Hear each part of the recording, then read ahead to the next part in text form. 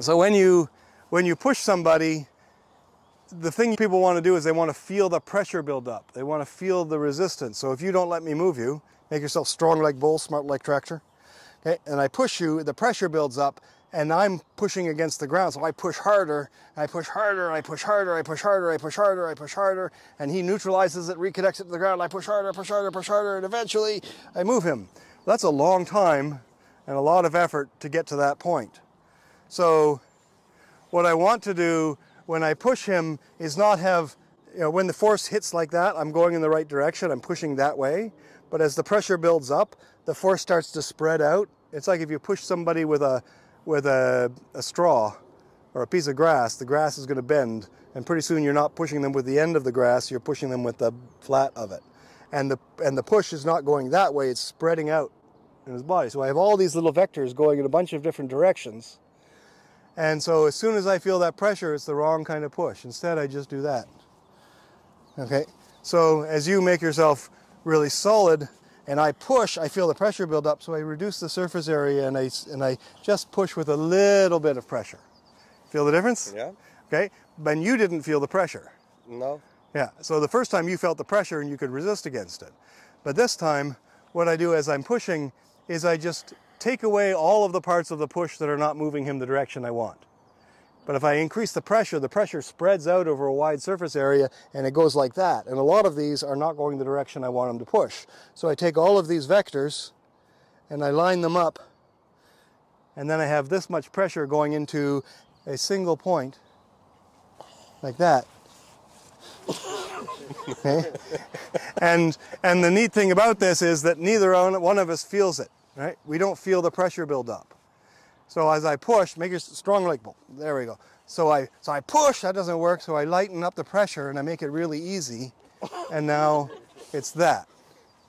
So if you come over here again, so you're going downhill, this will be more spectacular. All right. Okay, so you push here, both hands, Okay. like this. Like this. Yeah, like that. So as he pushes and I resist, we've got all this surface area for him to push against, and as I resist, part of his push is going that way, part of it's going that way, and what's happening is that now I'm resisting any direction he pushes is going to affect me.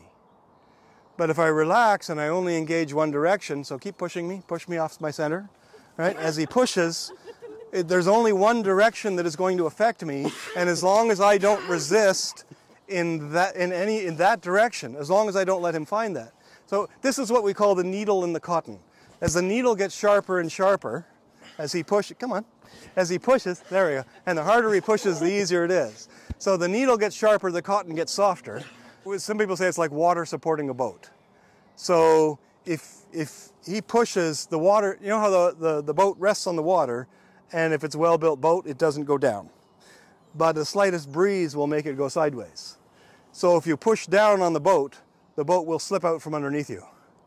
And that's what's happening here. As he applies pressure, the boat's just slipping sideways. He keeps trying to push it, but he can't find the center. The center's the thing in the middle. I'm so glad you volunteered. Thank you. My pleasure.